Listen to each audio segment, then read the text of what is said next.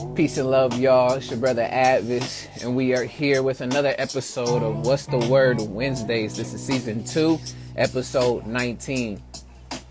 So, as we usually do, we'll be dropping in the comments of the topics for today, and I am going to be putting up our logo to have as a background as we wait for people to come in. But as that is going, y'all let me know how y'all feeling, how y'all doing, and what's the word around y'all and everyone that's going on. And while we're doing that, shout out to those who will be watching this now, who will watch this later, either on Instagram or YouTube. If you're on YouTube, like, comment, share, subscribe for more from your boy, as well as don't forget to click the bell notifications to notify that I've dropped a video. But other than that, we chilling, wait for people to come in, and I'll get through what the topics are for today. Hey, what's going on, Kundan? Good to see you in here. What's the word? So, as people are coming in, y'all let me know how y'all feeling, how y'all doing, and what's the word. And for today's episode, for episode 19, we are going to be looking at these 3 topics, which will be 1, current events. So we usually always checking in about what's going on currently with some news. If y'all have anything, throw it in the comments. Talk about it so we are all well informed of what's going on and happening around us. Get that 360. Second, we're going to be talking about journey versus destination. So the differences between those two, if there's anything that is very similar, and what it all encompasses. And lastly, we're going to be talking about why symbols and signs are so important and what significance do they play in our lives. But those are going to be the 3 for today. Appreciate y'all coming in, taking y'all time. Y'all could be anywhere else, but you're here right now with the brother. So I appreciate it. And let's see, just finished dinner in a book club meeting. What's the word? Yes. Okay. What's the word? The word is going to be these 3 topics for today. That's the word. But right now we're going to say balance is the word. So we will see. We'll give it about another 30 seconds and we'll get started with the show song, and then we'll get into the show. But says the Delta virus of COVID-19 is getting to be more interesting now. How so?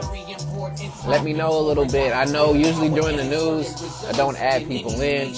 I'm just saying it, but please let me know in the comments. I didn't see anything else too much about it. I've just seen some other things concerning different new vaccines and shots. So I'm going to speak on that, as well as incentives. Again, some more incentives. But with that, y'all, let's go ahead and let's get into the show song to get into the show. Let's see. So here we go.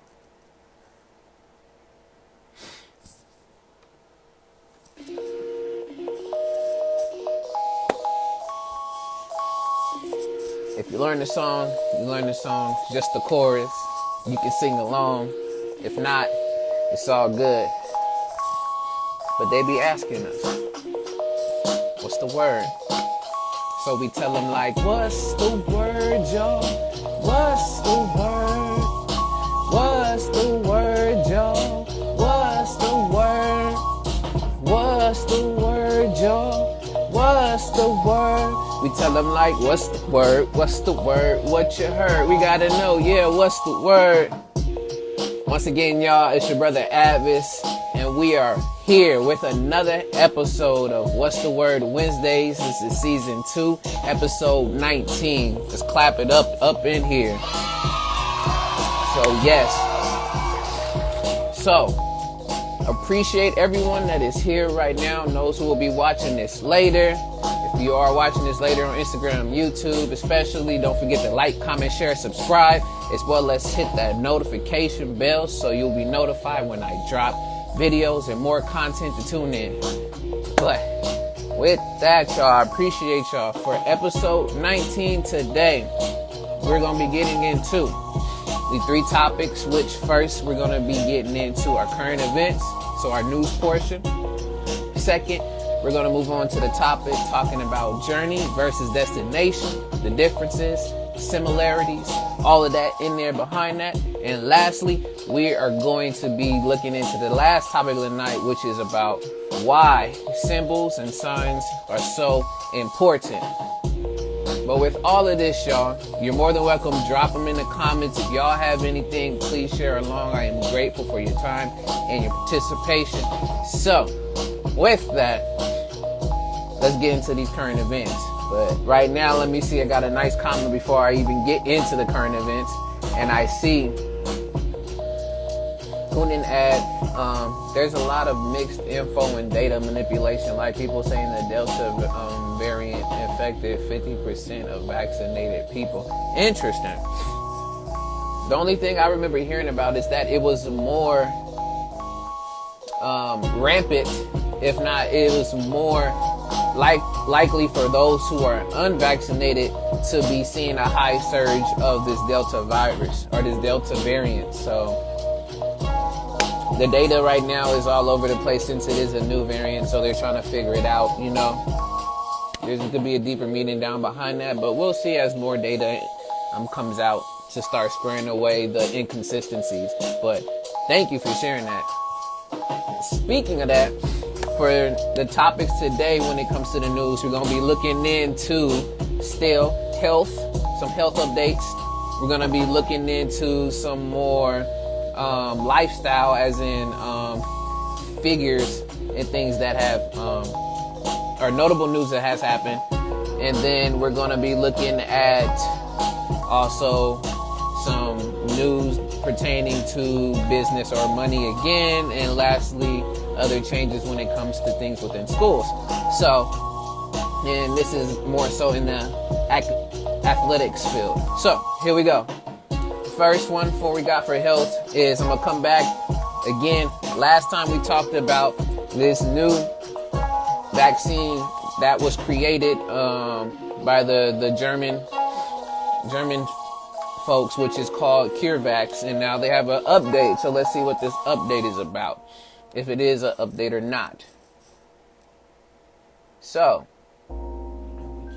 you can read, this article comes from the Washington Post, and the title reads, A.D.V.I.S.S, the latest experimental coronavirus vaccine proves just 48% effective overall. A disappointing result. I know last time they were talking about how disappointing the percentages for this was, but in terms of being able to tackle the different variants within the virus. Now this is just talking about overall, so that means the original to all the different variants. So 48%. So once again, read 2 paragraphs and we out.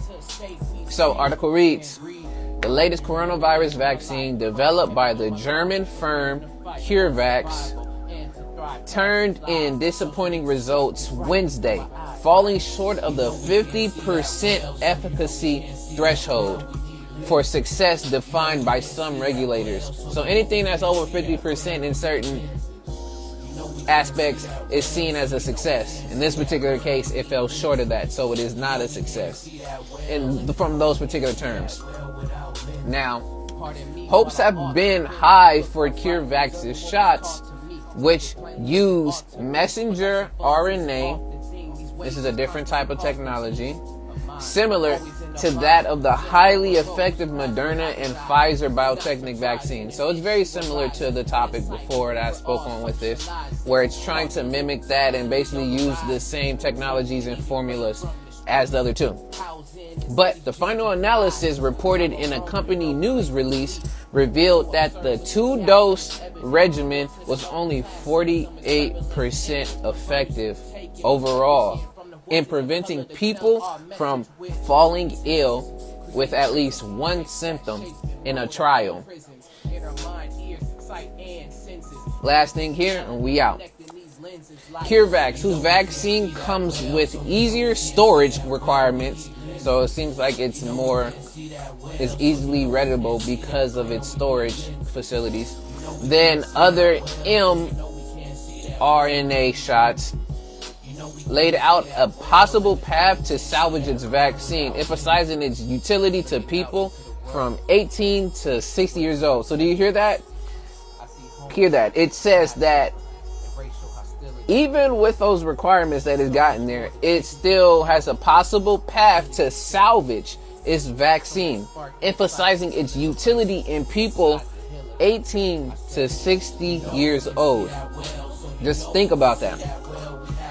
In that age group, the overall efficacy was 53%, which is much stronger protection against moderate and severe cases of illness. For people in that group, it is completely protected against the hospitalization and death and offered 77% protection against moderate and severe cases. So you see there is some numbers that are all over the place too, but just keep it in mind that CureVac in this particular case is falling short of the successes, but it seems like it's trying to salvage what they've made and still try to put it out there to a certain age group. So keep that in mind. Right. Before I move on to the next one, we got some more. Kundan saying, yes, the Delta variant is more contagious, but there's confusion on whether it's more deadly or less deadly. There's also a variant of Delta variant called Delta Plus, which is apparently even more transmissible and contagious. Interesting. Thank you for sharing that. I'll have to look into that. That might be the update for next show. But that sounds very interesting. We got a Delta variant and a Delta variant plus. It's starting to seem like a lot of this stuff, and y'all can get on me about this, y'all say no or nothing, but it sounds very manufactured. It almost remind me of like the iPhone Plus, this RX, everything. It seems like it's a product, but I digress. If y'all have more, please throw them in the comments. Thank y'all for sharing and listening to me ramble at times too. Right. So the next update we have for when it comes to the health, and this is more so towards the initiative of getting shots, and this comes from the president himself. Or the White House, or say in particular. So article is from NPR, and the headline reads, "The White House is marking COVID Independence Day with free beer and Bill Pullman." What? So let's see what this is about. You know, it's a very interesting title. But here we go. Once again, 2 paragraphs and we are out. All right. America hasn't quite reached President Biden's July 4th vaccination goal, but the White House isn't letting that get in the way of a good party. Starting Saturday, Biden and other administration officials will fan out around the country to celebrate that hospitalizations and deaths from COVID-19 are way down and life is getting back to normal. Even though they haven't met the percentage for 70% of American adults to have received their first shot by Independence Day, Budweiser is officially unlocking its free beer giveaway, one of the many incentives dangled to try to lure people to roll up their sleeves ahead of 4th of July. So here we go. We have another incentive rolled out to get people to go and receive shots and be able to be vaccinated to help with dampening the spread, as well as the overall ideal that was brought up by Fauci, which was to reach that herd immunity. So we will see what happens and goes on with this, but in my personal perspective, y'all can get on me about this too. I still see this as very laughable. For them to bring incentives more so that, in some ways, yes, it's for to help some people feel better about things, but then at the same time, beer, ultimately are these things that's giving you another thing that could also add to different health conditions and things of that nature. So I kind of find that a little funny. It's almost very similar to just like you go into the dentist and then when you leave the dentist gives you a candy. Like literally it's just bringing you back in to have cavities and all these other stuff. So it's just interesting when I see stuff like that put out there. I saw other initiatives where it was like lottery and things of that nature, or food was being offered to go get shots. So whatever it needs to be done, they let me do it. But at the same time, as I tell y'all always, just make sure that you are doing the necessary things to keep yourself healthy and safe, regardless if it was pandemic, whatever it is. Do what you need to help yourself feel a lot more comfortable and, of course, healthy throughout these times. So, do what you gotta do. Right. That was on the health side. So let's see. It says, OMG, they're going to have big crowds without social distancing on 4th of July. Yes, that seems like that is what's happening. So yes. But with that, now in other news, this is, you can say I'll say this is an entertainment side. I was saying earlier it was like U.S. figures and things and stuff of that nature, but this is on the entertainment side. This article comes from the Insider, and the article reads, Bill Cosby was released from jail after being convicted of sexual assault due to a procedural issue. Here's exactly what that means. So, for those who don't know who Bill Cosby is, besides the pudding pop and everything else, he's a very notable figure, especially within entertainment and television. And back when he was convicted and was put into jail for, again, like I said, for assault, and of multiple women and women coming out saying that he's done these things. And now it seems that this has been overturned.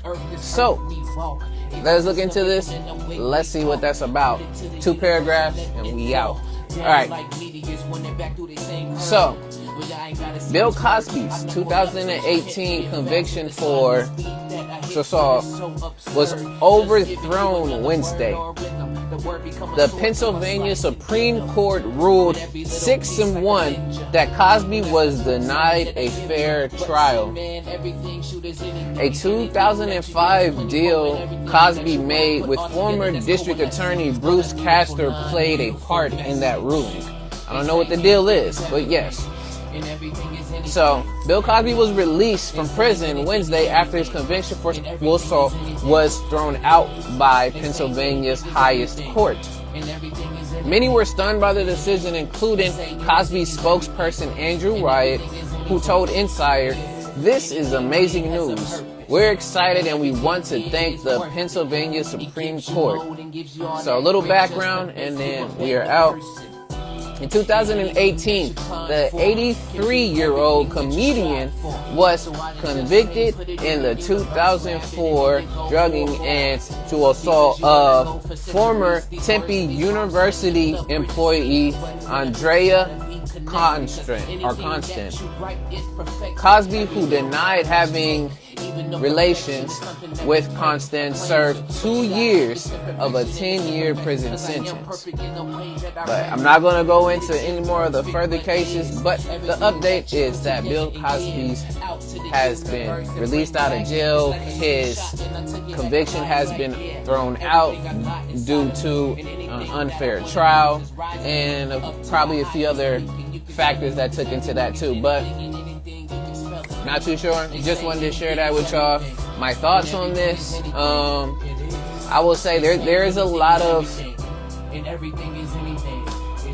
things that happen in the back end that we don't know.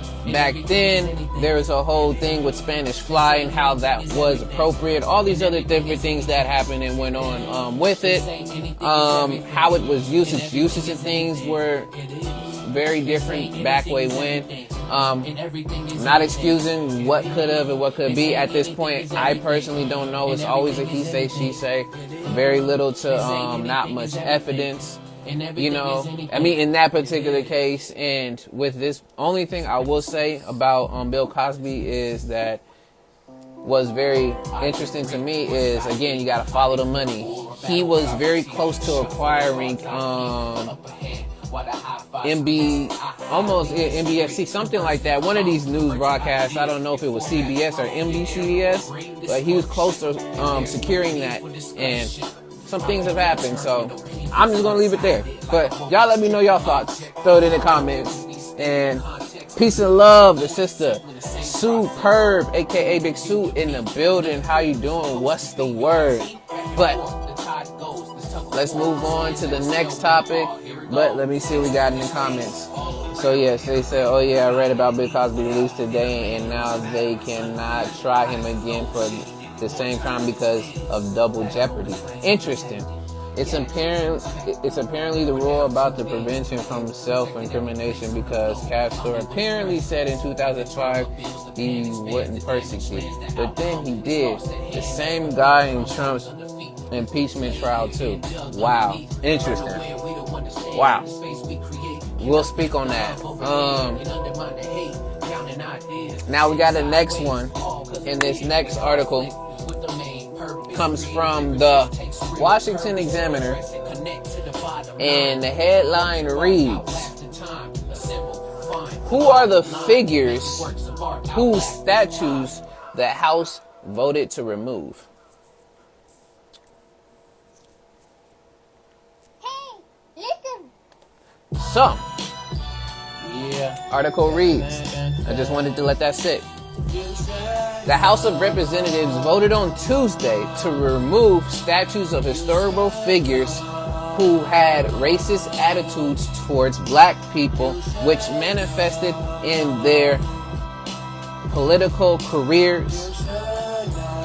Here are some figures who will no longer be honored in the United States Capitol, as well as two who were removed last year. So we have the House actually removing statues now, besides when folks during during a lot of the walks and the marches and everything, all of the protests were being knocked down. So I'm gonna read the names, and then I'm gonna just read about just one of them, and then we're out.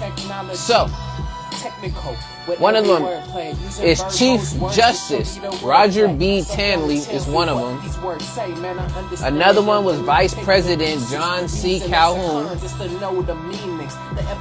Another one is Governor Charles Brantley, and I'm not going to try Aycock, I think is his last name. Another one was Senator James Paul Clark. Y'all can look these people up. I don't know. Look them up. I barely know, so I mean, I'll get the information from here. Another one is Speaker Robert M.T. Hunter is another one. Speaker Howell Cobb is another. And I believe right there, that's the last one, at least on this list. There's other ones in there, but the main one I wanted to at least speak on was Chief Justice Roger B. Tanley. Chief Justice, so being in the Supreme Court. So let's read this here, and we can speak on it a little bit there. So, here we go. It reads, Roger B. Tanley served as the 5th Chief Justice of the Supreme Court from 1836 until his death in 1864. His most notorious ruling was in the 1857 case of Dred Scott versus Sanford, in which the court ruled that slavery was constitutional.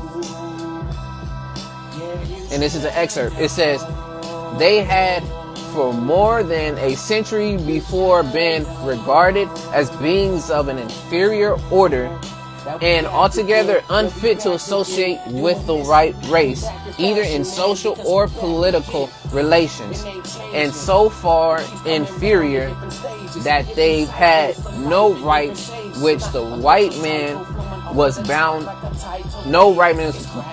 to respect, and that the Negro might justly and lawfully be reduced to slavery for his benefit. Tanley wrote in delivering the opinion of the court.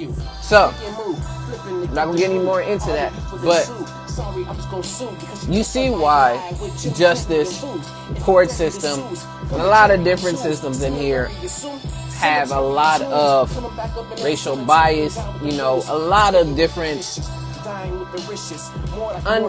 you can tell it's unfair. It's just set up and does not work for not only black people, but a lot of other people of color, but specifically, yes, black people, especially in this example of saying, literally from the Dred Scott case, saying that it ruled that slavery was constitutional. Come on now. So, those are a few people that they're removing their statues, just to bring it back to the article. Those are a few. And that's the main one I wanted to speak on, which was Chief Justice Roger B. Tanley. So, keep that in mind. All right, y'all. I'm glad it's getting taken down, but at the same time, again, it's another thing of symbolism. I get the symbolism.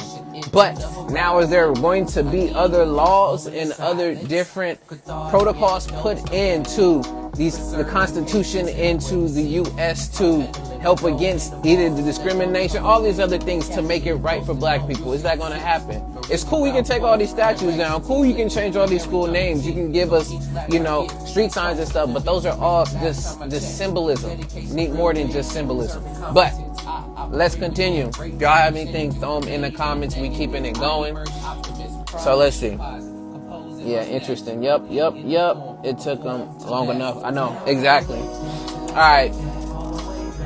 Now, this is, again, we got the side of the business, and we will be done with these, but here is the business side of the news. So, for those who have cars, or anybody else here too, just letting you know, be ready to fill up or get your pockets taken again, because gas is above $3 plus, and it will go higher if the OPEC doesn't act soon.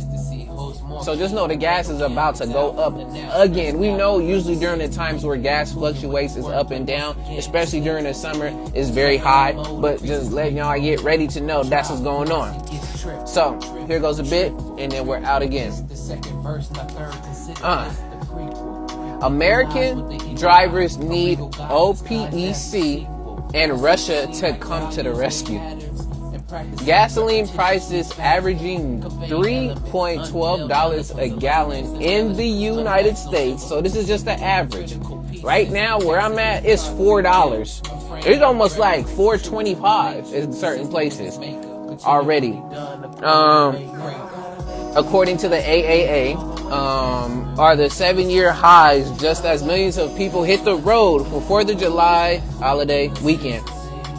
Some gas stations are even running out of gas due to the shortage of truck drivers. So we're missing out on the truck drivers.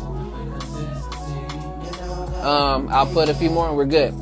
Demand for energy is so strong as the world economy reopens that prices will likely go up even higher unless Saudi Arabia-led OPEC and its allies start pumping out a lot more oil soon. So we know where we're getting all of the oil and things from.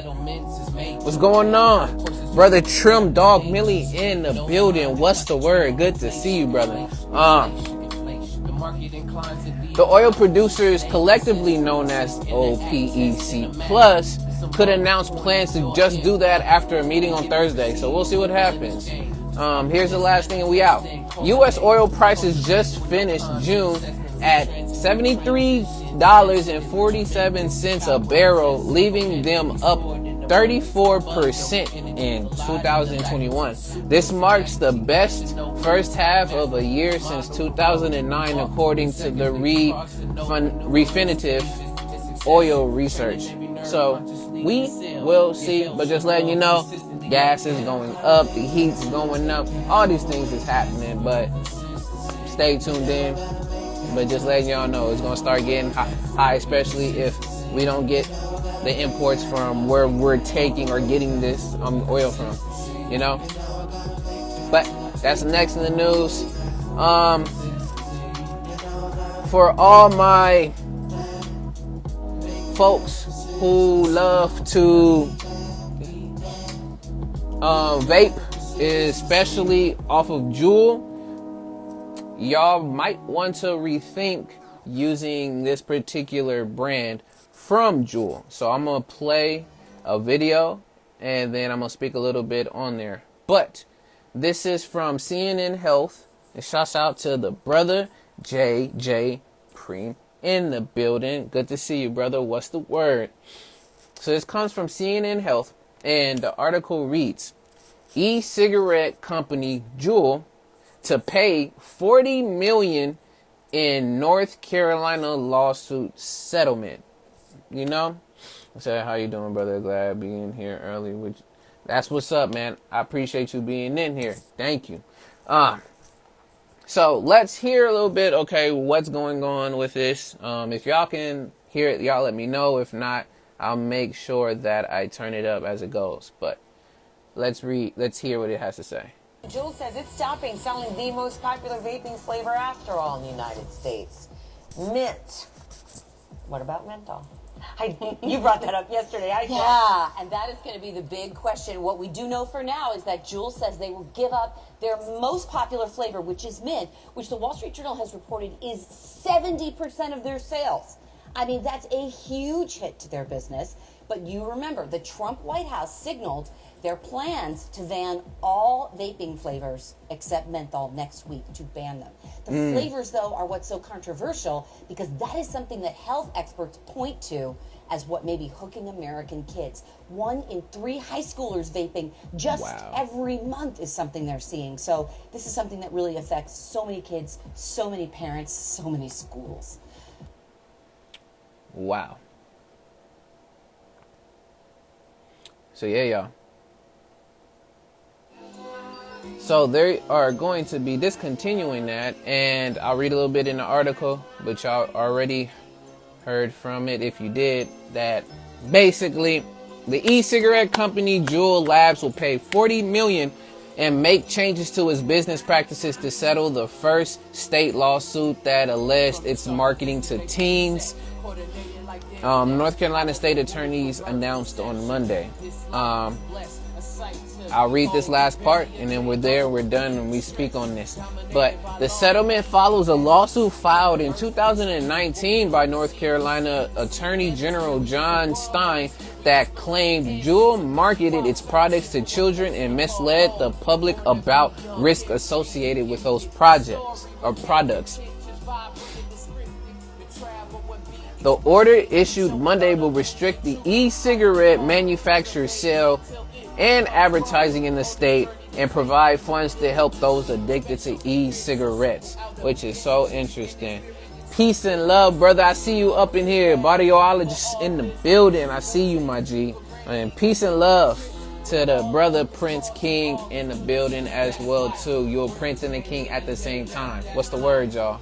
But yeah, I mean, I never really was into the. I don't do any of the smoke or anything of that cases, but I know a lot of people who does, and it's very interesting for the end of them saying that it was 1 in 3 high schoolers are vaping. 1 in 3 high schoolers. That's crazy, and that a lot of these flavored vapes, especially, are a lot more harmful than just the menthol, which is regular. I mean, it's there on the lining. If you see it, it says that it contains these things that are known to cause cancer and things. But once again, a lot of us, or those do not read, it is just, of course, the feeling from the nicotine is very addictive. But now they got a lawsuit, and for this particular one, the mint was their most profitable, which was 70% of their profit. So that's a huge hit. So we will see where they're going to continue to go with this when it comes to their marketing on stuff. But yeah, wanted to share that, let y'all know what's going on with that. What's going on, brother KZ in the building? I see you. What's the word? But yeah, just know, I mean, if you do vape or not, just know what the consequences and what the risks are when it comes to getting into these things. That's all. It's just always the awareness of knowing. Now they're going to have to provide a whole grip of money for rehab and re-education on those who may be addicted. So that's on them. That's what happens. Right. On to the next thing and the last one for the news, and we'll get into the next topic for tonight's show. The last thing I got, and it just passed by my attention and I wanted to share it. I'm not much of a fan, or really I don't watch sports like that, either professional, college, high school, wherever it is, but I always had this sentiment in mind when it came to college. Now this comes again, this is NPR, this comes from the sports part, and the title reads, NCAA votes to let athletes earn money based on their names and images. So, reason why this came to my attention and I wanted to do on this is because of the fact that I always felt and knew that those particular folks in college, because it is very competitive in college when it comes to sports, that the players, especially when they start gaining that fame, in particular in there, that they should get paid, because it's their likeness and it's their, not gonna say intellectual property, but that is their blood, sweat, and tears that they're putting out on the court. Yes, they may be a part of a school, but literally for them to get sponsorships and have people to back them, to give them even more motivation to continue within professional league sports, like why not? Why not pay these kids when they're playing? I mean, some get full rides for scholarships. Who knows? These sponsorships can also help out with paying for school, if not helping them set them up with money to have to be able to, whatever you can invest, set up to just help family, whatever it may end up being. So I feel that definitely is needed. So I'm not really into sports like that, but when I read that, I was like, yes. So we're going to read 2 paragraphs and we're out. So we got this. In Dallas, it says the NCAA cleared the way for athletes to profit off their names Thursday, the eve of the legislation becoming a law in several states that would allow for such compensation. So for right now, it's several states. I don't know what those states are in particular, but it'll come out as more continues, because this is the Thursday, the eve of Thursday. So it's just happening. It's not even Thursday, it's Wednesday, but you get it. The eve of Thursday would be whatever. The approval from the NCAA Board of Directors came a few days after the recommendation for the Division I Council to allow athletes in every state to pursue compensation for their name, images, and likeness without jeopardizing their college eligibility. So, there's a lot more that's in it, but I really feel that these college athletes deserve to get compensated for what they're doing on the court. I do, because the way that they're marketed and what they do, the school is making so much money off of them. I mean, why can't they also get some to have in their pockets? Almost kind of like if it's, I say work study, but I could be completely wrong, but I'm being extra. But yeah, just wanted to add that in there, y'all. I thought it was very interesting. There's more of it will develop and come out. Of course, I think the pros and cons of this. Of course, the pros of them being able to have money and financials for if they need still to pay off school, to help with expenses, at home or whatever that is needed. But I'll definitely say a con to that is, especially if you come into a large amount of money when you get sponsored, learning how to properly use your finances, which a lot of schools do not provide financial, classes to be able to do that. But that's where a lot of that will lead to, as well as running off with the money, deciding to just do frivolous things with the money. So those are a few things, y'all. But now, before I move to the next topic, let me get to these comments real quick. So let's see. So yeah, we got 1 in 3 high schoolers vaping now. Yes. Hit the books, not the pookie. Yes, you know that. Yeah, that's new. They just approved that. They been needed that money. Yes. They need financial, exactly, classes, one-on-one to learn so they won't spend it on drugs and BS. I agree. 2021 is the record year for anti-trans, anti-voting, and anti-choice legislation. That is all interconnected. All the antis. And we're not even done. We are at least about to be, 7 months into this year. So we still got a few more months to go. So we will see what else will unfold in 2021, y'all. Right. If y'all have anything else, please throw them in the comments. Appreciate every one of y'all that is in here, taking your time to be here and interacting in the comments. So appreciate y'all. So now we're going to jump into the second topic, which is going to be about journey versus destination. So y'all are more welcome to come in and add yourselves into the live. Just request, just we can have the back and forth of reasoning and hearing the perspectives of this. But we're going to be talking about the journey versus destination. What does that mean? Where does that lead you? Where does that take you? As well as what is the difference between these two? So we're going to get into it, and let's do this right now. And as I am doing this, we're going to start off with journey. When you think of the word journey, y'all, what are the things that come to mind? Whether if it's a word, it's a phrase, or whatever. Write that down in the comments. Let me know what comes into mind. But as you're doing that, I'm going to be reading off the definitions because I like to at least have us have a foundation of what we're going to be speaking on, at least definition-wise. So, we got the journey, and this is from the Webster's Dictionary. And Webster's Dictionary says, journey is defined as something suggesting travel or passage from one place to another. That's the first one. The second one is an act or instance of traveling from one place to another. So the act to the action. And then the third one, it says a day's travel is a journey. Interesting. Yeah, journey equals travel, like a boat or a car or a plane. Yes. Now, second definitions that I like to add, I like two different sources. So we have Webster's, and now we also have the Free Dictionary. And we have here, Free Dictionary says journey is the act of traveling from one place to another, especially when involving a considerable distance, a trip, a distance traveled between, or the time required for a trip. So once again, now added in time.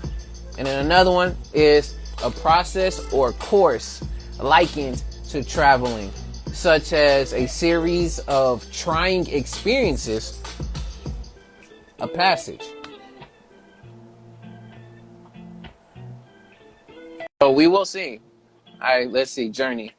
How you got to where you are going or where you are going. Destination, the end point. I feel that. Thank you for adding that in there, Prince, already with it. What's going on, Kundan? What's the word with you? What's the word? Let's welcome in properly. This is Kundan, y'all. Welcome in. So we are here. What's the word? Appreciate What's that. the word? So let me know. How you doing? And what's the word? Pretty good, pretty good. Yeah, I was reading up on, the records. The year, it's only June, and it's already the record year for anti-trans, anti-voting, and basically voter suppression laws, and anti-choice, which is like anti-abortion laws. Yes. Then it's like 500 laws for anti-abortion already Wow. enacted. Yeah, and for anti-voter, it's 22 enacted in 14 states, which is a record breaking the 2011 record, which was the highest so far, when 19 laws were enacted. Wow. So it's like a 10-year record. Wow. Oh, I hear some feedback. Oh, I should put my headphones on. Yeah, I think nobody want to be hearing like the double of my songs or anything in the background. So, Oh yeah, the song might be also yeah. muffling, Can huh? you speak up a bit, Kundan? I barely hear you. This is from Sue. Sue's up in here. Yeah. Now look, now Kundan got the Can you headphones hear in. me now? Yeah. Yeah. What's going on, nephew? I see you in here. Good to see you, nephew.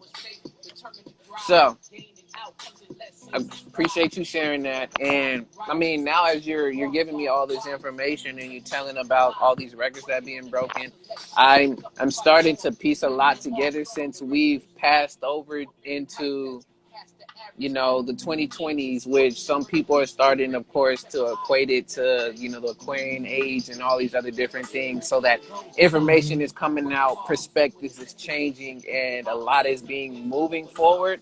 So I'm starting to not be surprised that basically this 2020 is the start. So this is technically almost like a year one start over. So of course, there's going to be a lot Mm-hmm. of new things that are going to be set in records. Yeah. So I mean, you're That's having me why think about it. the symbolism is also increasing, right? Because Yes. they're becoming even more performative. Yes. To become covert about all these things that they're doing behind the scenes, Yes. because people know about the statues being taken down. They know about, that's what's newsworthy, right? Yes. Or even that fact that Juneteenth is now a federal holiday. Yes. That's newsworthy. Mm-hmm. But almost no one wants to hear about, the 22 anti-voter laws all over the United States. Yeah. That's not sexy. Yes.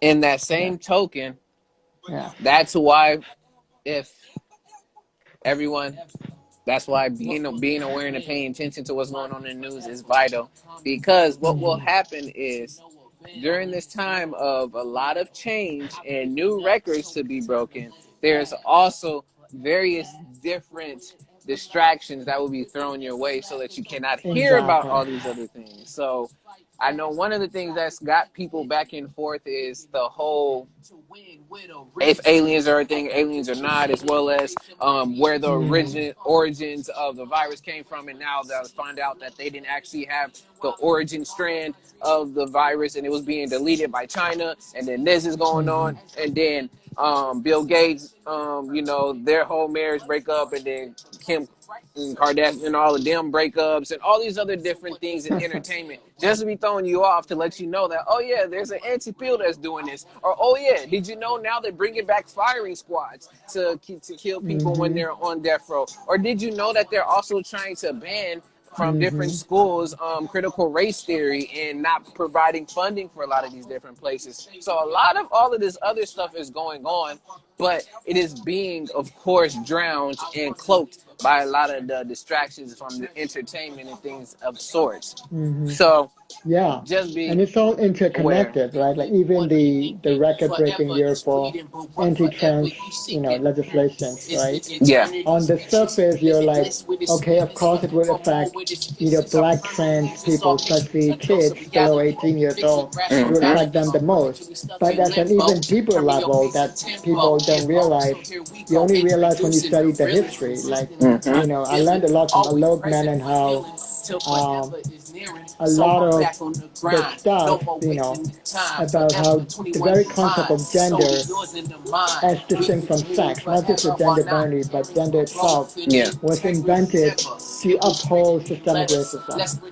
And then the gender binary came along to further uphold it, because it's not only a social construct, but also a racial construct. Because when they decided to define what is a man or a woman, Yeah. they defined it around what is a white man and what is a white woman. Yes, and I know we spoke about that before, but yes, Right. continue, continue. And it was very anti-black. It was specifically also around what is not a woman is what is not a black woman. You know, so it wasn't even just about skin color. It was also about what is a woman. Woman is not only has pink or white skin, it Yeah. also has thin lips, Yeah. a flat butt, Yeah.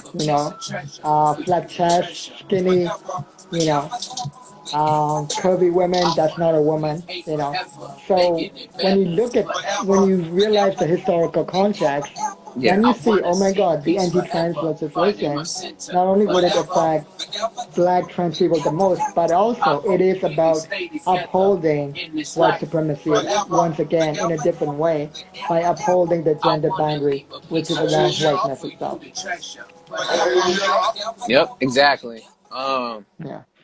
Wow.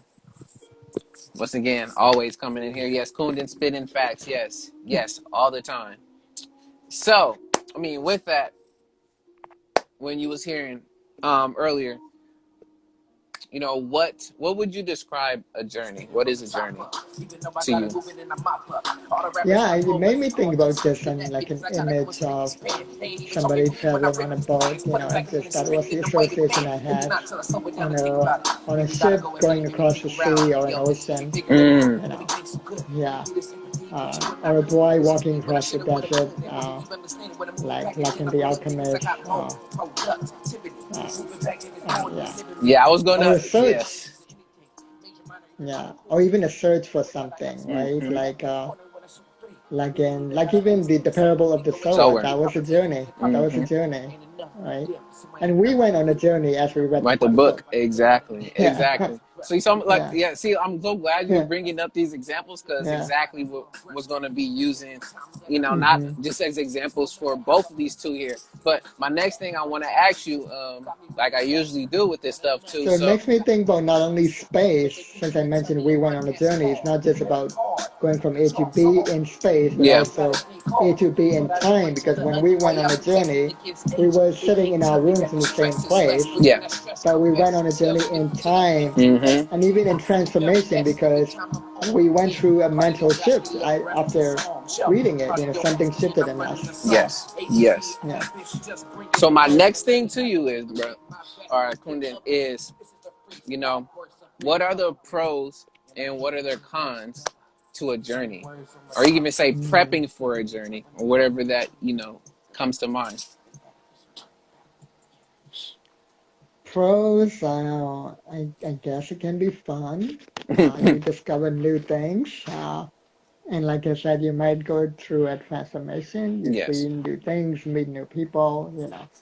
Uh, the con would be almost like sometimes the con is part of the pro, right? Because discovering new things also means you are venturing into the unknown, which might be dangerous, right? Yes.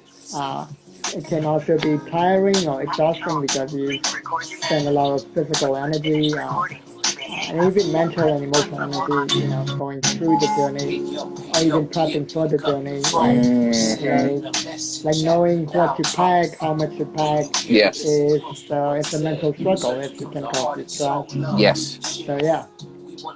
Awesome. Thank you. Yes. Thank you for sharing those. I definitely agree with the pro being, the experience of, finding something new. Because I will say for me, with an example of that being a pro is, and I've heard from other people is that you find a little bit of yourself in multiple different Mm-hmm. places. And Mm-hmm. as I got to journey and go to another different places, whether if I was studying abroad in Italy or whether I went up north to Seattle, Washington, New York, a lot of different other places. I gained a lot more perspective of knowing that wow, like there's much more where I am versus that is all around. Even though I still have yet to get everywhere around the globe, it's just a mind blowing experience to be able to go out and see that there's very similar things that are happening, but then there's differences in cultures, of course, that we know. Like we know this, but when you go there and you fully experience it, for certain, like, yo, this is definitely a difference, and you get to get a nice feeling vibe for that. Mm-hmm. I agree with the con as well as being that you don't know what's going to happen. So there is a high risk that, something might happen, whether it's either you piecing out and leaving this place or, some type of harm. But I will say on Mm-hmm. that con, it does outweigh it in the pros. But even if you don't go on a quote unquote journey, every day that you wake up and you step outside, go to work and do wherever you do, because I mean, going to work is a journey too, if you want to say that, you're going to risk Yeah, your life life is a journey, regardless. right? Yes. Life itself, right? Yes, yes. So life Yeah. is a risk regardless. I mean, even if you want to Hmm. do the percentages and all this stuff, it's so Hmm. much that you can try to calculate and plan out because you never know. The flow of life, it just flows. It can just change within an instance. So I agree with that too when it comes to the con. Another pro, I would say is with all of that journey into is finding out more things that you like, whether if it's about yourself or about a culture. Hmm. So learning if now you went to a different spot, you saw that they really treasure food or they really value certain aspects of how a family is set up. And that just connects to you. You add that, now that's a part of you.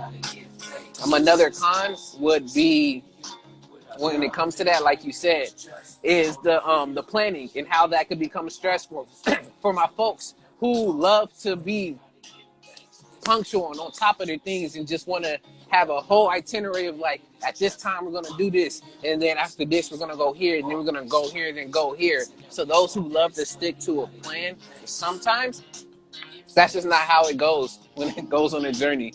You can try to plan it out as much as you want and be like, here, you want to go here and then go there. But just know that that can change at any moment. And if you're not able to be flexible and move up out of that fact of, okay, I didn't get to Hmm. go here today, maybe we can do it another day, but you're so fixated on it, that's also to where you start to miss out on the journey. It's because you're so fixated on the point that this didn't go right for you, so now it's almost starting to ruin your journey. You don't want that to happen. So definitely that stress Hmm. and being fixated on something not going your way. Hmm. Yeah.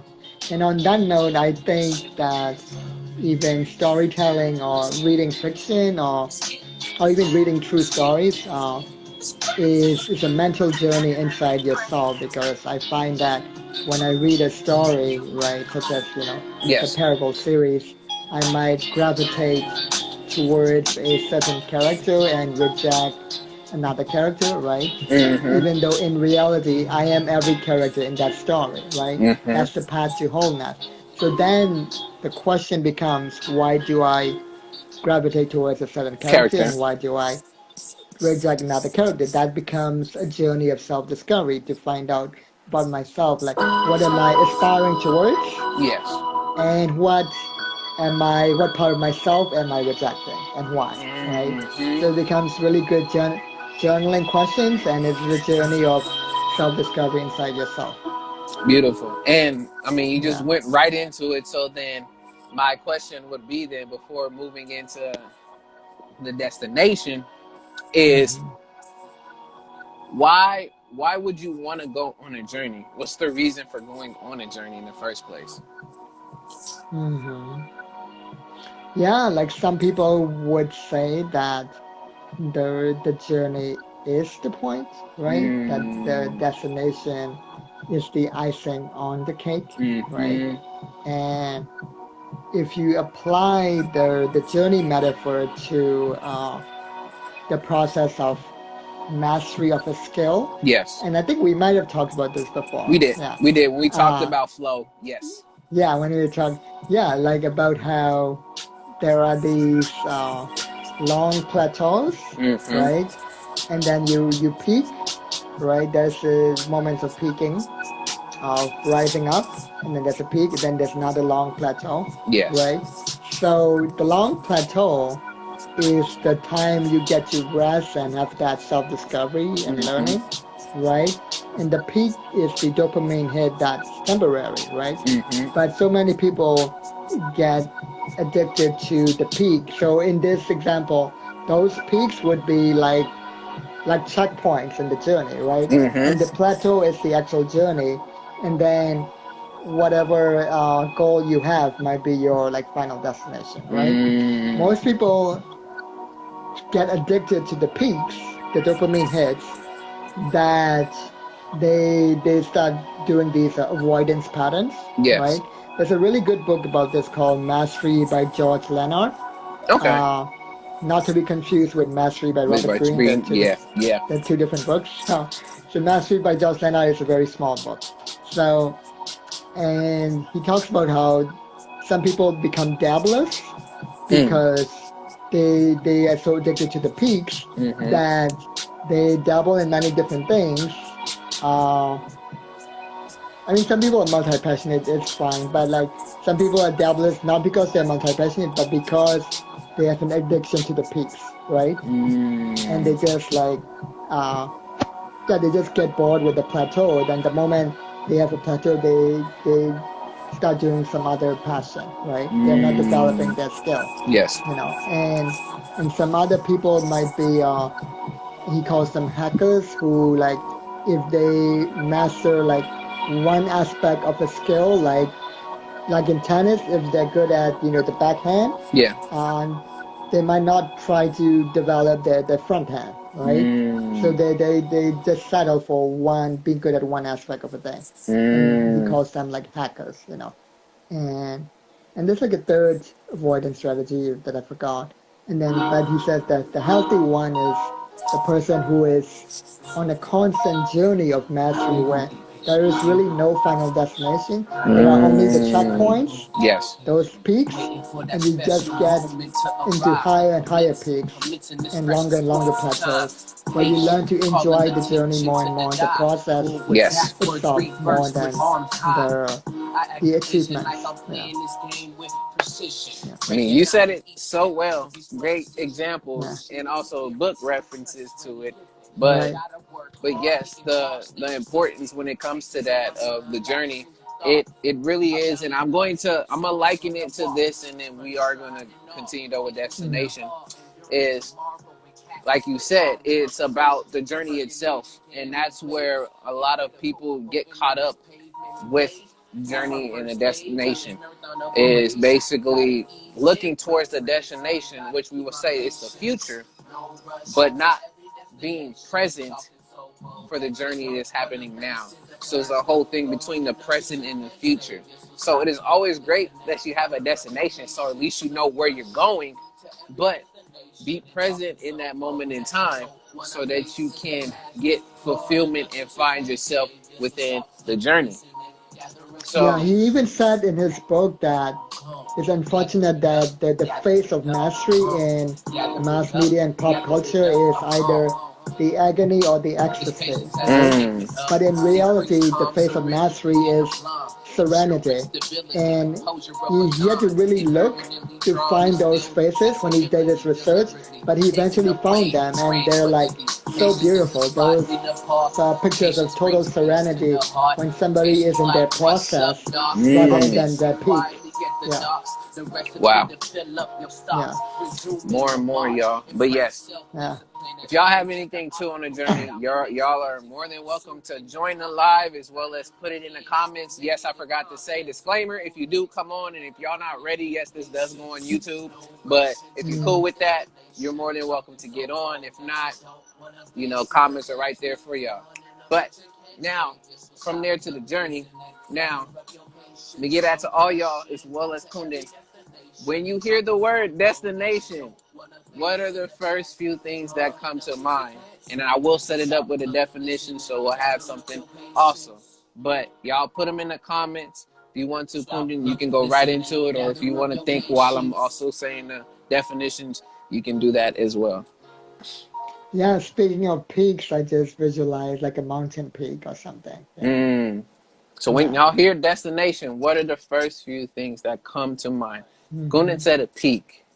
Mm-hmm. I'm gonna read the definition here, but please share them in the comments, y'all. But again, I like using two different sources. So first definitions are coming from Webster's dictionary. Y'all look this up. Webster's is there. The first thing that it says for destination is the purpose for which something is predetermined is the destination. The second one, the act or an act of appointing or setting aside for a purpose.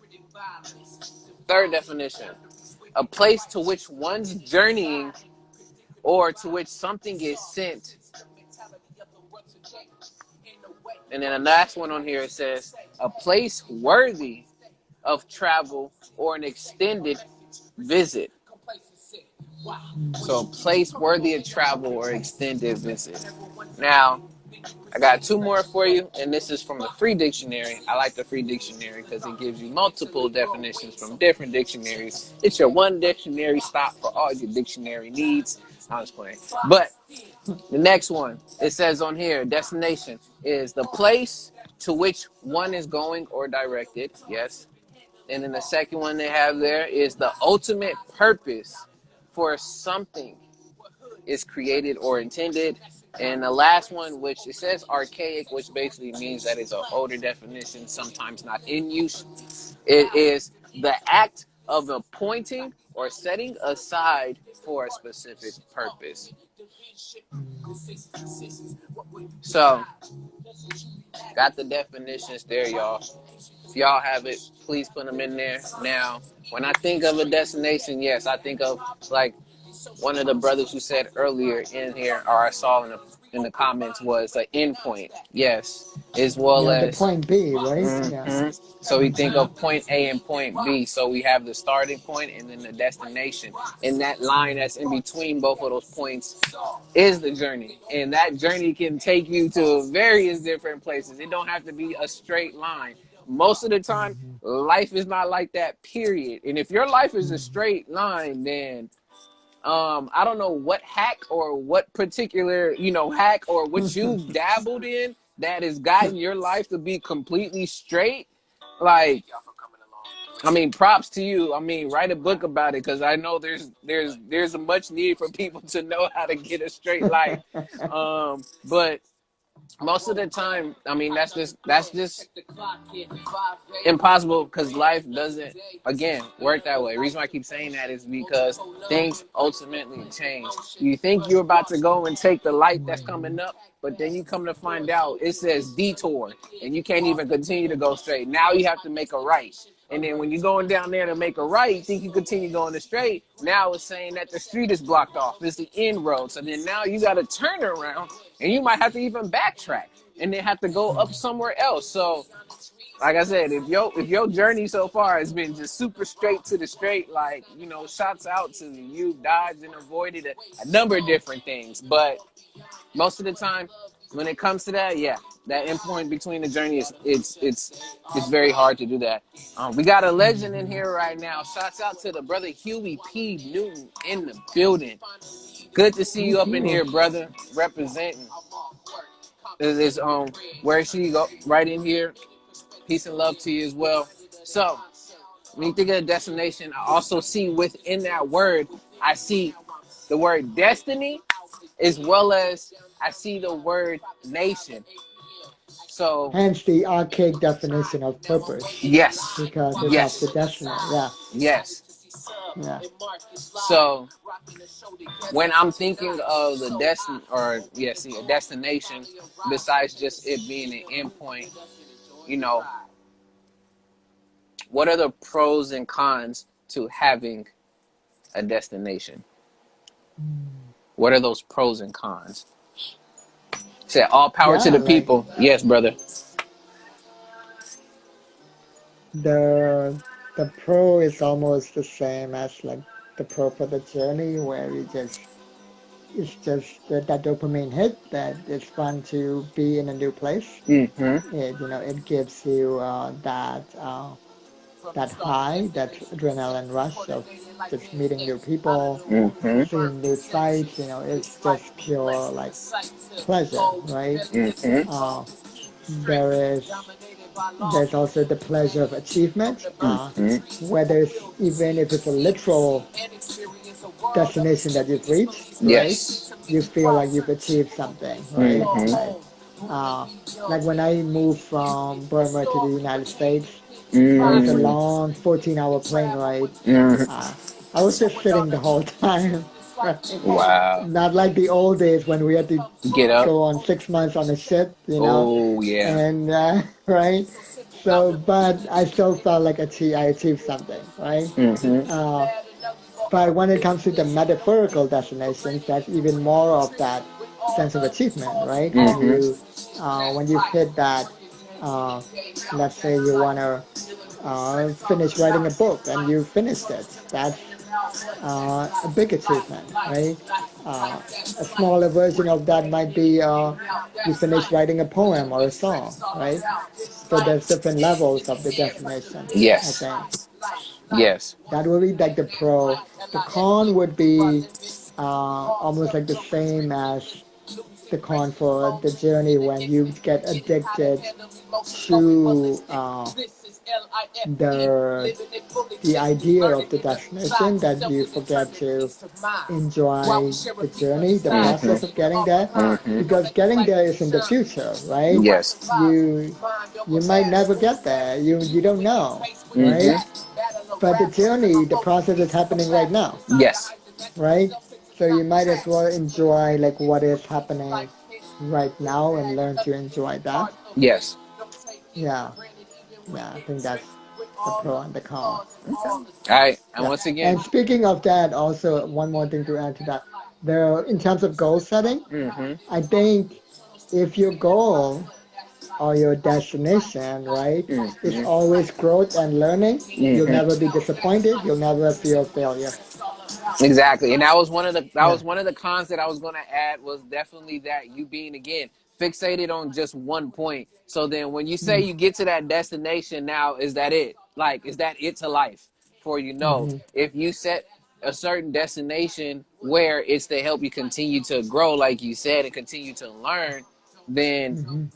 to this point for you to not only feel fulfilled in life, but to know that, ultimately your main point is to be joyful and to feel through that process of the journey itself. Yes, the destination has its play and has its part, but it definitely is Mm-hmm. to help complement the journey, not only Mm-hmm. just to be the only point. That's why you have the start, journey, and the destination. You have them all together to complement each other, because not one or the other is the ultimate one that you're supposed to. They're supposed to be reminders to let you know that yes, you started this. Look how far you've gotten so far. You see all the things that you've learned, and look how close you're getting to where this is for your destination.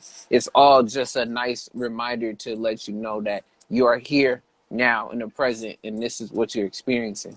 um Mm-hmm.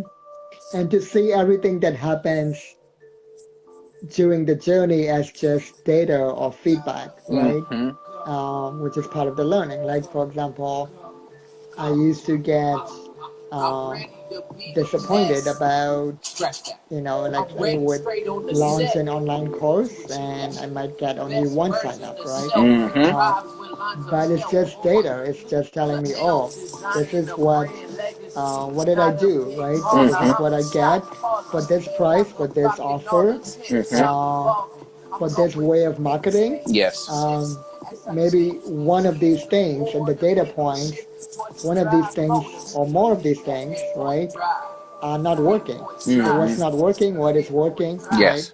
And then pivot to, uh, oh, maybe do I need to change the offer or do I need to change the messaging?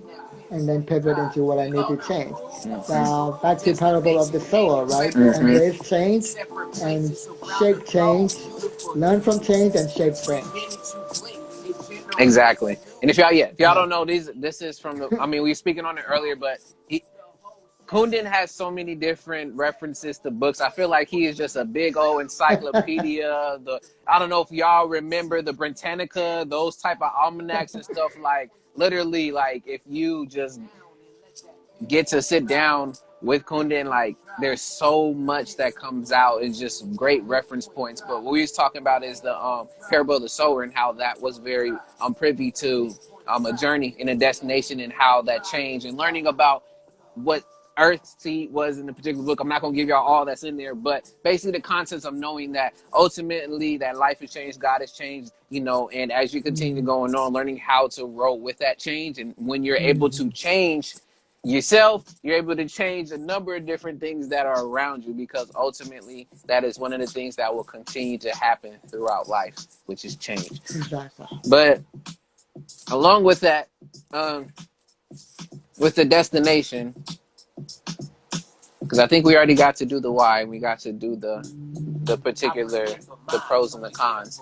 Now, thinking of both the journey and the destination together, where We're, what were you thinking? What were you we're thinking? almost already hinting at the next topic, the signs and symbols, because You I was just talking I was just talking about data and feedback, which is yes. the signs and the symbols. Like I said, like you are like Yeah. you basically are the co-host on this, be coming in and always supporting. So it's like the synergy between us, it just works that well that way.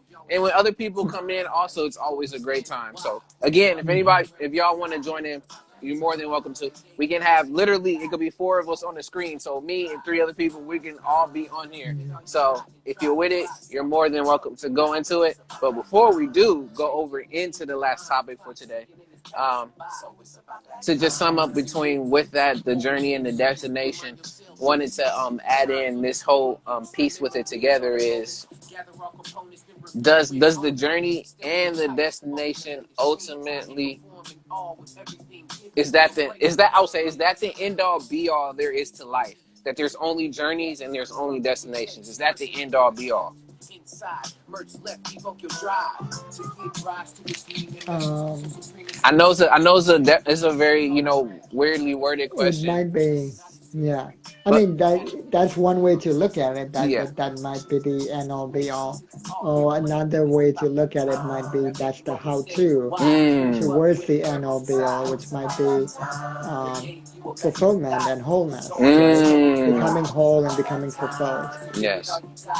Yeah, Yeah, so yeah, that's what basically that's what I was really hinting in is that is it yeah. on do we are we only supposed to focus on the whole journey and the destination, even though of course I mean like you just said like there's more to the how to's, but I just wanted to put that out there to be Mm. that is it only Because important. there's many mini journeys within the big journey, right?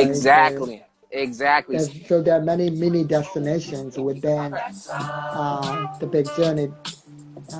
Yeah, because of that. So therefore, if we just get lost in our smaller goals or the smaller destinations or the smaller journeys, we might lose the big G, the big Y, right? The destiny, the purpose. Yeah, yeah. Look, and see, I barely have to be adding more. Like, I literally, all I gotta do is I'll throw up the ball, and Kundan is just gonna slam dunk it, y'all. Like, just every time. But that was basically what I wanted to get at with that question, which I know, like I said, could have been really worded. But I do this off the top, y'all. I don't come with questions ready. This is just the flow of the talks that we be having.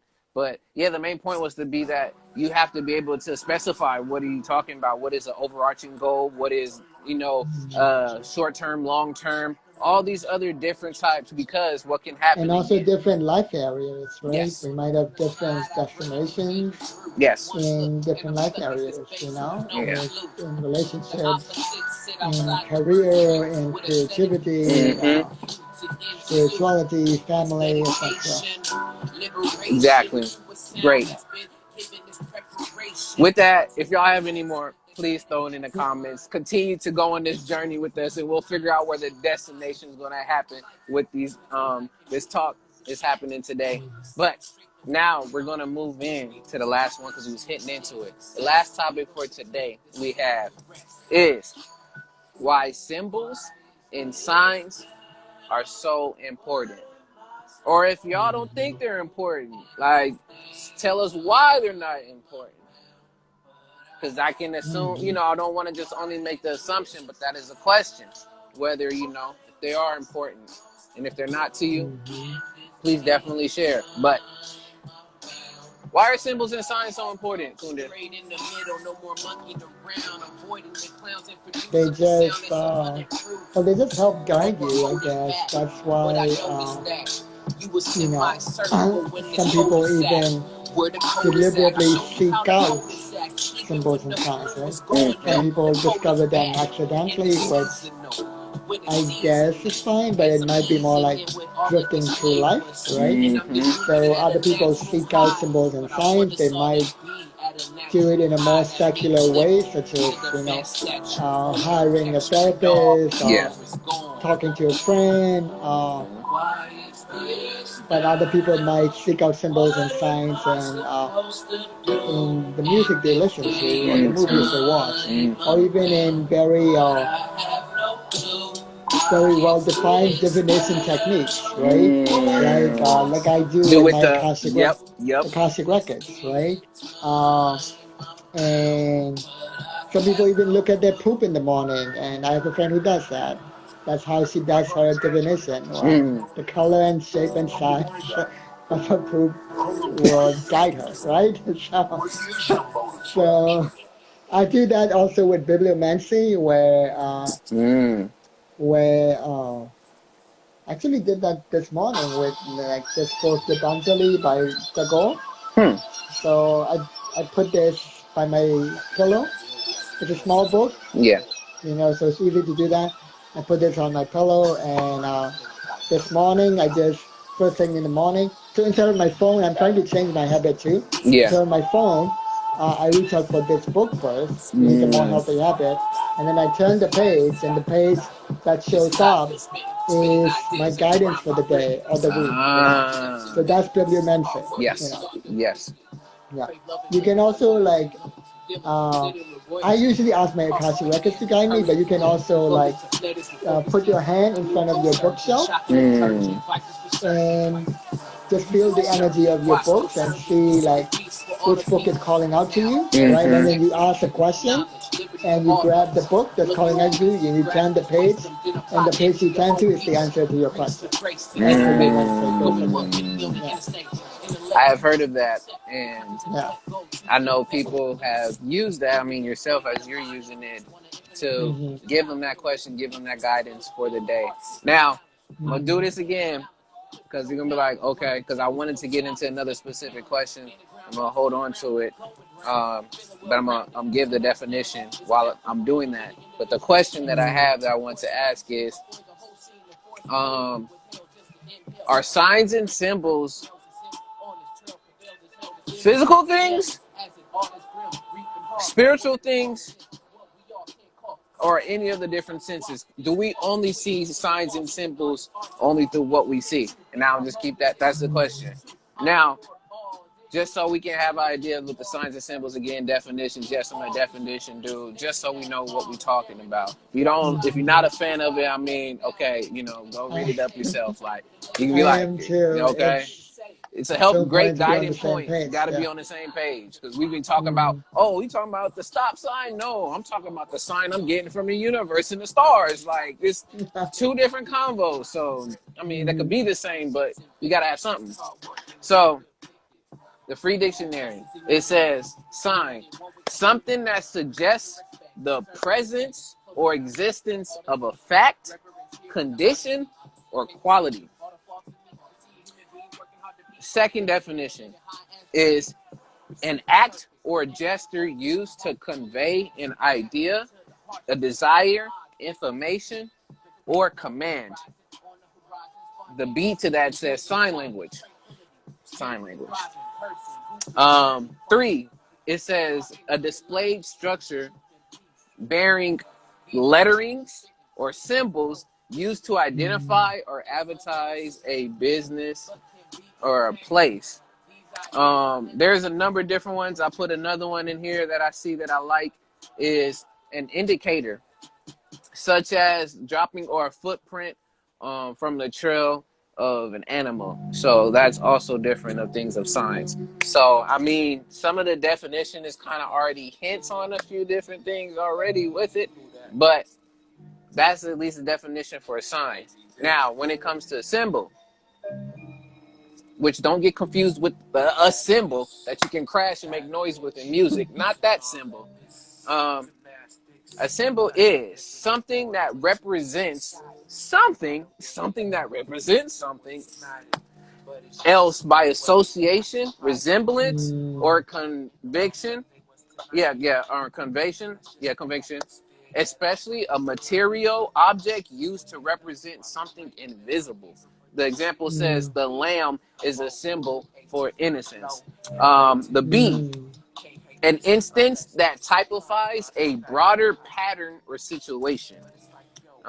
The second one, a printed or written sign used to represent an operation, element, quantity, quality, or relation, as in mathematics or music. You already spoke about listening to music, and that's there too. Mm-hmm. And the third one they have, and this is psychology, it says an object or image that an individual unconsciously uses to represent repressed thoughts, feelings, or impulses.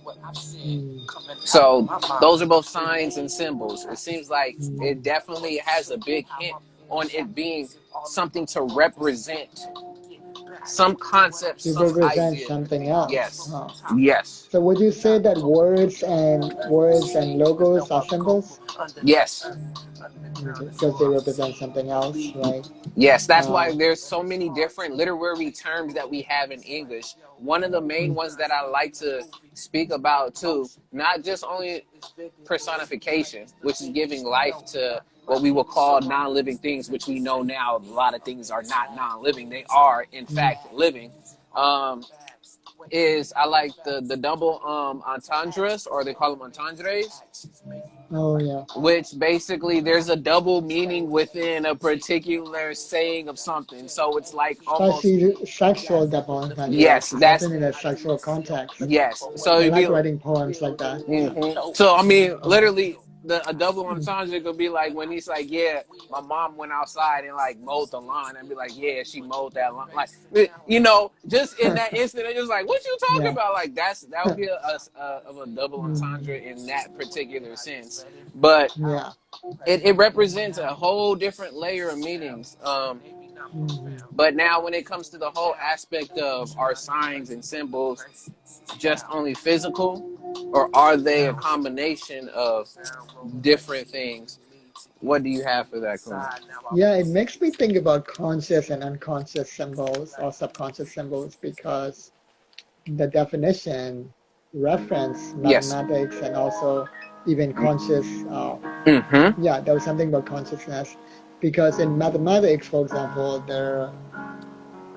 the three dots, uh, like that look like a mountain, like a triangle. Okay. That's a Mm-hmm. symbol for therefore. Mm-hmm. And then the three dots upside down, Yes. like an upside down mountain, is the symbol for because, right? Mm-hmm. And so that's a very in the math, and only people in the mathematical community would know that, right? So, but it's a very conscious, consensually agreed upon that, oh, this is what we've agreed, that this is a symbol, and so there's nothing, I guess, nefarious. It doesn't always have to be nefarious, but there's nothing like hidden behind it, right? Yes. Whereas logos can be have hidden meanings. Speaking of double entendres, Yes. can have hidden meanings that can induce us to feel a certain way about the company Yes. that we may not even have given permission to. Exactly. Yeah. I'm gonna use the example again because it's just very apparent to me, and y'all can be like, Mm, "Oh yeah, no," or whatever. But I always go back to the whole idea again of marketing when it comes to the food industry, especially mhm, McDonald's, in the way that it's shaped, in the colors and things that they use.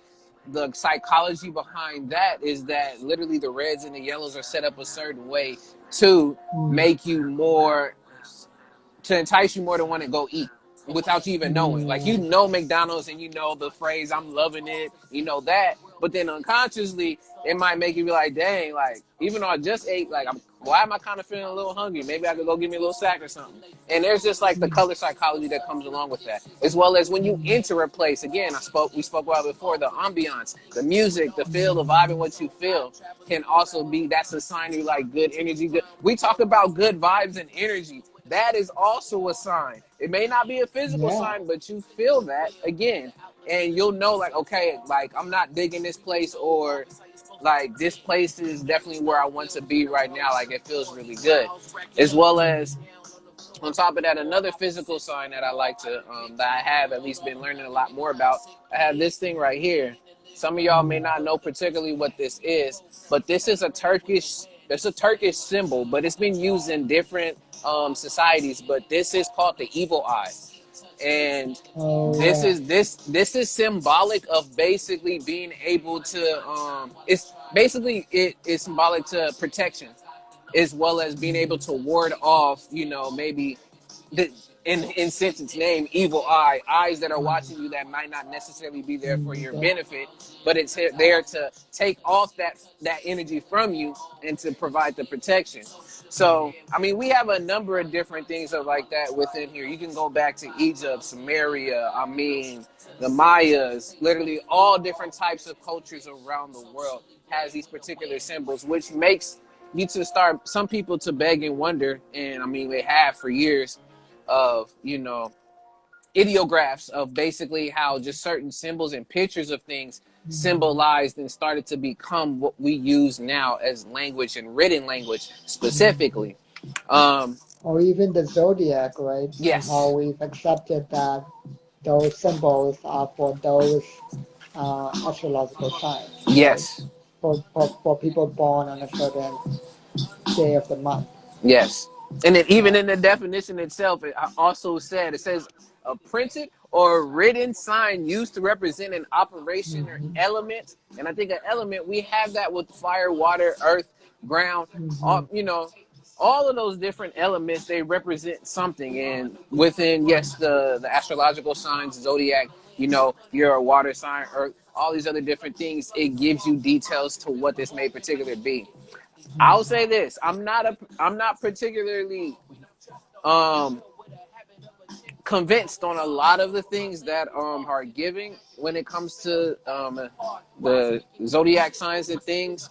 I feel that it is again another great reference tool, but it's not the only reference tool to be stuck to. But that just gives you more in depth to get an understanding of what can be. Because we're a culmination of multiple different things that has an effect on us. Even the stars and the Yeah. moon and the planets also have an effect on us, not only just what our particular birth stars, all this other stuff is. Our environment has an effect on where we're at. The people we grow up with, the parents, there's so many different things. Whether if you're this skin color or another, there's so many different variations and variables that add to that I don't necessarily say that's the only one or that is the top out of percentages. Is not like the top percentage that at least I personally go to. But again, it's another way for sign and symbols to definitely help Yeah. again.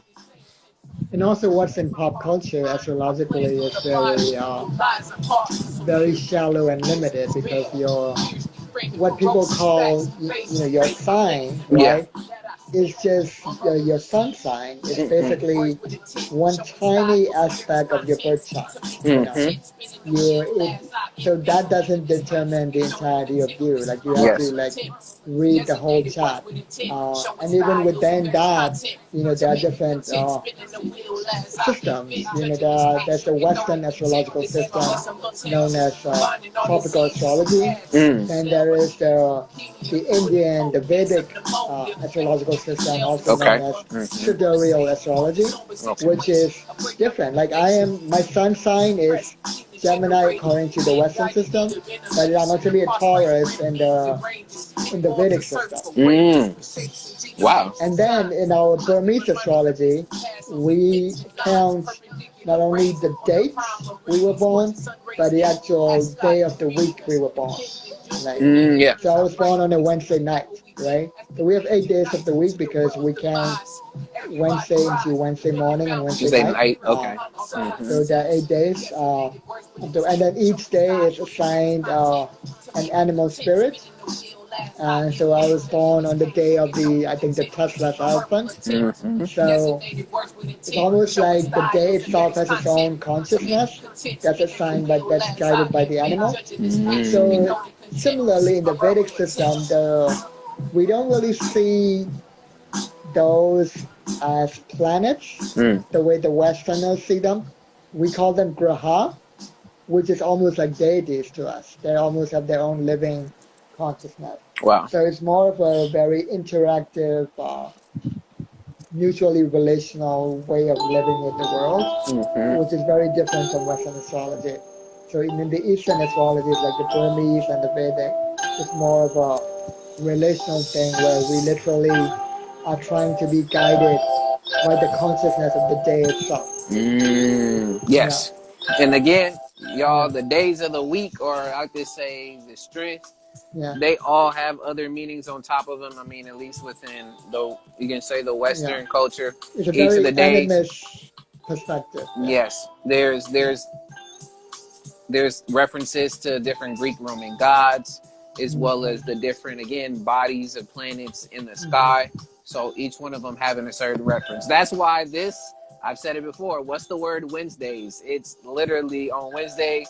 Wednesday is governed by the quote unquote the star Mercury, right? Mercury, which is the Mm-hmm. planet of communication, Mm-hmm. and that's one of the reasons why this unknowingly became, because speaking again on a Wednesday to y'all and to everyone that is out there. But Mm-hmm.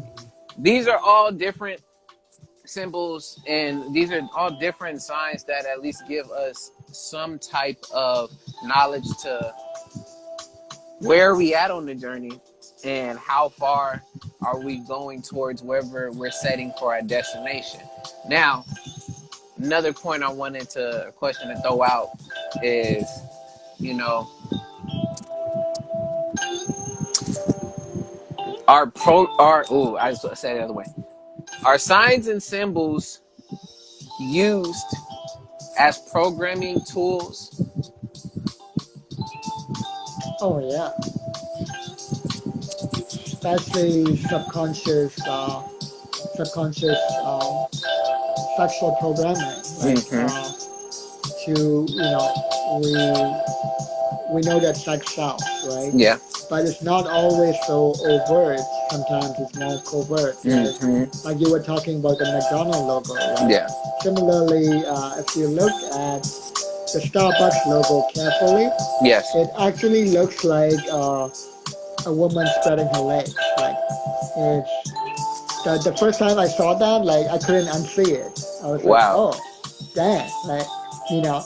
So then you associate, you know, drinking Starbucks with having sex or the possibility of having sex, and you want more of it because you think you're gonna get laid if you drink Starbucks. You know, so there's all of those. That's programming right there. You Yes. know, yeah, Yes. The reason why I bring that up, and I know yeah. it's just straight up, it was a yes or no answer, is again, what are those pros and cons when it comes to signs and symbols? Because a lot of us, we're very symbolic people. We pick up information and we learn things through symbols, as Mm. in action of things either being done. It could be a ritual or a ceremony, which that also ties in. If you don't know, that's a part of the symbolism too. With a symbol, it also does have to do with sacred ceremonies and things too, because there's things that Mm-hmm. happen, such, say for example, and I don't, necessarily do a lot of with this now, but what they do in church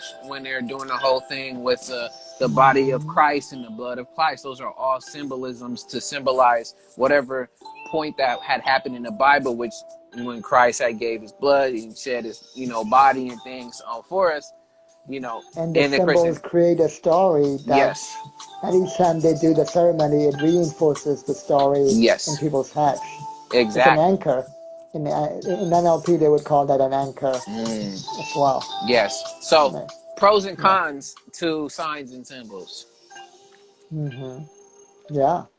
It's and also I was talking about a specific meaning like the Starbucks logo, but there's also in logo design the other end of the spectrum Mm-hmm. known as a propositional density, where and the term literally comes from like you try to use the least number of elements to have the most number of meanings in a symbol. Mm. And the more you can do that, is the denser it is, or the higher density it has. Mm. And that's sometimes the goal in logo design because they want to please as many people as possible. That's more Yes. for mass market products. They use like propositional density in logo Mm. design, but it's also used in the way people tell stories or even in speeches, right? Mm. Uh, people have pointed out that this is why the way Donald Trump speaks can sound very dumb, but he actually knows what he's doing. Uh, because that's why he's like all over the place, because he's trying to do propositional density, right? Mm. So, so he's gonna say one thing, but because it's so open to interpretation, his base, right, especially the craziest aspect of his base, will interpret it in a wildly different way, and they think he's on their side, you know. And like one example is when he started talking about, well, you can use bleach to cure the coronavirus, and there were actually two people who actually drank bleach and got into the hospital, right? And then he also talked about the ozone. He talked about using lights apparently to cure coronavirus. But some people interpreted that as, oh, he's talking about ozone therapy, and I'm like, he never actually said that, right? Yeah. But that's how people interpreted it because it's so open to interpretation. That's another way of programming, using signs and symbols, using this concept of propositional density. Yes. So again, with some pros and cons with that, is that on both sides, it's a pro and a con. It's reinforcing some type of concept or idea. Whether if it is for, again, the intention, whether if it's the intention of it is whether you say good or bad. It's just a Yeah, reinforcement you of the can use concept. propositional density for liberation, for good as well. I use it in my paintings and in my poetry series, Untitled Emotion series, right? I deliberately don't title it because I don't want to impose my own label on it. Yes. I want you to read the poem or hear the poem and feel liberated to access your own emotions. Yes. Right? But the So in this Marcus. case, I'm using propositional density for your liberation, for you to become more free. Mm. Yeah. Yes. So, are signs and symbols used for programming? Yes. The pros and cons of doing that. It reinforces the particular thought, idea, or concept that comes into it. It can be You can used program for, yourself yes, with symbols known as sigils, sigils, right? yes. Mhm. Sigils are used in spells, literally, where you basically meditate or, well, basically do whatever it takes to get into what they call the Gnostic state, which is basically kind of like a very empty state of mind, very focused state of mind. It's empty and focused at the same time. Yeah. And so you can use wall gazing. Some people do wall gazing. Some people listen to specific type of music. I actually have a playlist on Spotify called Magical Mellow Music, specifically for that purpose. And after a while, your mind becomes very empty and very clear and focused. Then you write a wish in the form of a single statement, and then you try to boil it down to one word. And then from that one word, you create a symbol out of it. And there are different ways of doing it. Yes. Some people take out the consonants or they take out the vowels and use the remaining letters to Yeah. draw almost with their eyes closed sometimes. Some people assign numbers to the letters, and then they put the numbers in a circle and start drawing. And that's how they create a sigil. So there are different ways of doing it. Then there's a process called activation. You can use different elements for activation. You can breathe on your symbol. You can stick your symbol on a water glass, pour water, and drink the water. Yes. You can put your symbol. You can bury your symbol, or you can tear your symbol and throw it into the wind. That's activation and release to let it go. Yes. So, yeah. So literally, it's a lot of it is more about programming your subconscious. Yes. To start finding more and more resources to fulfill that very specific focus goal that you have. It's not necessarily, at least that's how I interpret it. It's not necessarily magic in the sense that you're literally trying to make things happen in the outside world. It's more about programming your own mind to be more focused and to see more resources and possibilities for that goal so that you take more of that action towards that goal so you get more energy for that action for Beautiful. fulfilling the goal. So you still have to take the action. Right. Yes. Yeah. Again, and if y'all look into it, the symbols, if you look into symbols, it has very close ties when it comes to ceremonies and rituals, which you were just speaking on Hmm. right now. Um, the other thing I wanted to add in there too is when we were saying yes, it's not only again the physical, like what we physically see as symbols, but also what we hear as well as what we end up Hmm. saying as well. So through the sounds. And for those who do not know, I go by the name A.D.V.I.S, and that is an acronym, which is a symbol. It's a sign that Hmm. it's symbolic to a dreamer's vision is seeing success. So this whole thing of that of my name is representative of, again, a thought, an idea, or a concept of That's a what a good dreamer segue is. into what I was about to say, but go on. Yeah. That Yeah. that adds to, okay, then Hmm. well, if that is what added this is a dreamer's vision is seeing success, then how does that go about? So starting to create that reality of what that ends up being. Um, Hmm. but go ahead. So this year, I read this novel, Mm-hmm. Ray Bearer, right? Gray Bear, okay. And literally the tagline, if you can read it, it says, "Behold what is coming." Yes, I see it. Yeah. And then I also started rereading The Freedom Artist. Okay, I remember you told me about that book. Yes. Yeah, and I just created a book club, and there's 5 people in my book club. And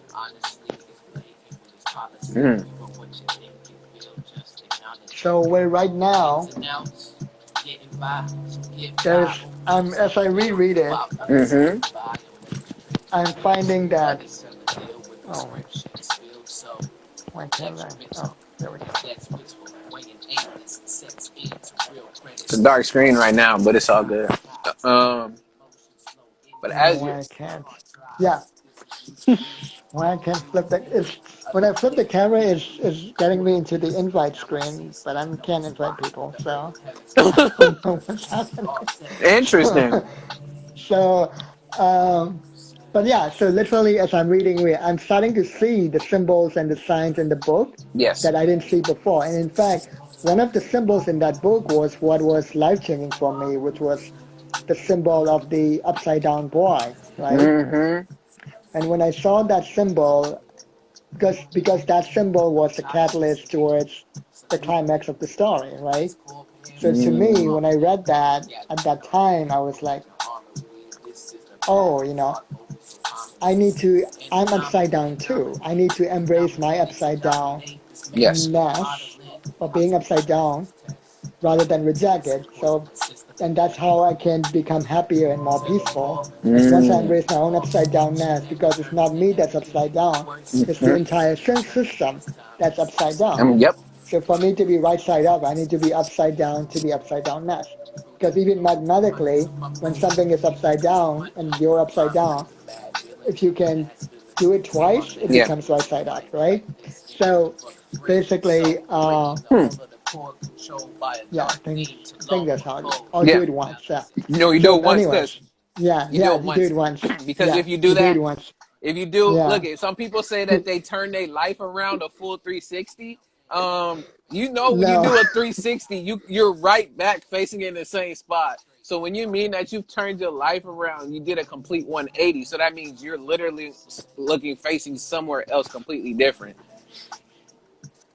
So it's at least in that case, like, it's all good. We get it. We get where you're right, going with it, yeah, and we know what the right. meaning of it with it is. So, but now I'm seeing other symbols in the book that I didn't see before, like the symbol of this giant book that you open, and on one side of the book is this reality that's very oppressive, and it's oppressive in the book as well, called the Mm, hierarchy. But on the other side is your vision of a better world that literally you can step into. mm. And so I'm like, oh, that's an amazing symbol. And now, literally, I saw a line in the book that I hadn't read the first time around. And that's why it's so important to reread a book, especially after a 1 year gap, you know. which is why and I'm reading it more slowly this time so that I can catch these things that I didn't catch before. Yes. So literally, there's a line in the book that says, "Be a sign of what is to come," Mm. which goes back to what you said, that your name is A.D.V.I.S.S. So you're trying to be a sign to other people, which means we are symbols to each other. We're Yes. symbols and signs to each other as well. Yes. As well as planets, bodies, because then when we say Yeah, we're not gonna affect the yeah, whole world, but we'll affect somebody else's world. What do you mean somebody else's world? I mean that other person then is in hence a hmm, planet or a star in another world. We can get more all deeper and stuff into that, but I wanted to sum up at least the last bit of this and then start with the conclusions, the end.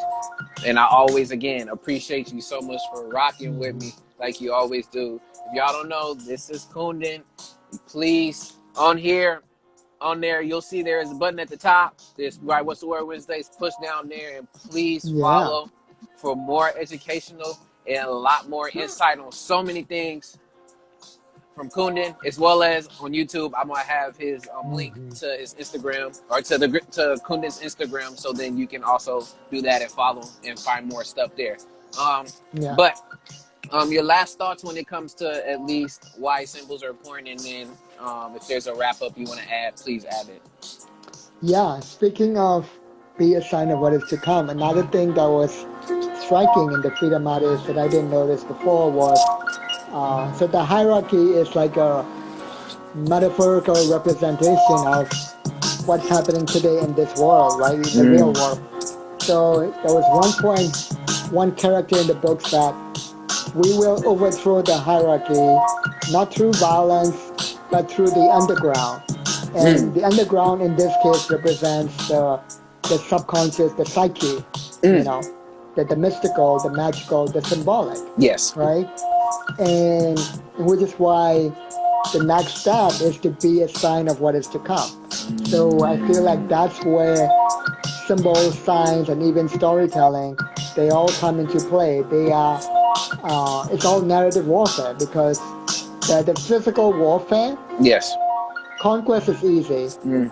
What's difficult is operations management. And operations Mm. management is done through continuous narrative warfare, Yes. which is why us, the people, the rebels, we must wage counter narrative warfare by creating our own symbols and signs like the symbol A.D.V.I.S.S that you did, right? Yes. And I do it with the stories that I tell, like the fables that I tell, with the characters that I invent, like my story, the squirrel, the snake, and the seahorse, right? Mm. That creates visual, emotional anchors, Mm-hmm. which are also symbolic anchors. So not only do people remember the story, they Yes. remember it because of those three very powerful symbols, right? And each Mm-hmm. character is assigned a different uh, quality or way of being. Yes. The Wow. squirrel, the snake, and the seahorse. Yeah, There it is. yeah. Mm. Appreciate that. Did you have any closing thoughts before I wrap up? And I'm Hmm. grateful for that wrap up right there because you are great. If y'all don't know anything else besides the great knowledge that Kundan has, Kundan is also a great storyteller and can definitely give you the truth and all that you need while also being able to entertain through a story. Yeah, one powerful symbol to wrap it up and to add to everything we said is the symbol of contrast. That's Mm. why we have the most powerful contrast is the contrast of big and small or tall and short, which is why we have David and Goliath. We have the Death Star and the rebels in Star Wars. Mm-hmm. You know, uh, big and small. You Yes. know, yeah, Awesome. yeah. With that, y'all, just to wrap up. So, when it comes to current events and being news around you, please continue to be aware. Do what you need to do to not Hmm. only inform yourself, but those that you love and everyone around you so that you can be healthy, fit, and ready to go with whatever can happen within life. So, stay Hmm. informed. Two, when it comes to the journey versus the destination, we're speaking on the ideas of not only the present, but then the future, but understanding that they both play a part together to create this overall joy of being and finding that fulfillment, and knowing that there will be many destinations and there will be many journeys that are either big and small, and it's up to you to identify and to take those along with you. And lastly, with signs and symbols being important, they provide not only a physical, but mental, spiritual, psycho, all the different various feelings and signs, or I should say senses we have, that either helps to reiterate a thought or an idea, a story, a concept, and to either push forward, to either grow, and sometimes it also can be to be destructive. So be careful of the signs and symbols that you also get into consciously and unconsciously. But with that, y'all, this has been episode 19 of What's the Word Wednesday Season 2. I've been your brother A.D.V.I.S. This has been Kundan. Thank you, and shout out to those who are here and those who will watch later, Instagram, YouTube. Don't forget to like, comment, share, subscribe, Like, and comment, push subscribe. the notification bell so you can get some more information from your boy. And also, please follow Kundan, because Kundan has so much to offer and share as well, too. But with that, y'all, we'll catch you next Wednesday, next episode. Y'all find out what the topic is next time. But other than that, peace, one love. Till next time. Alrighty.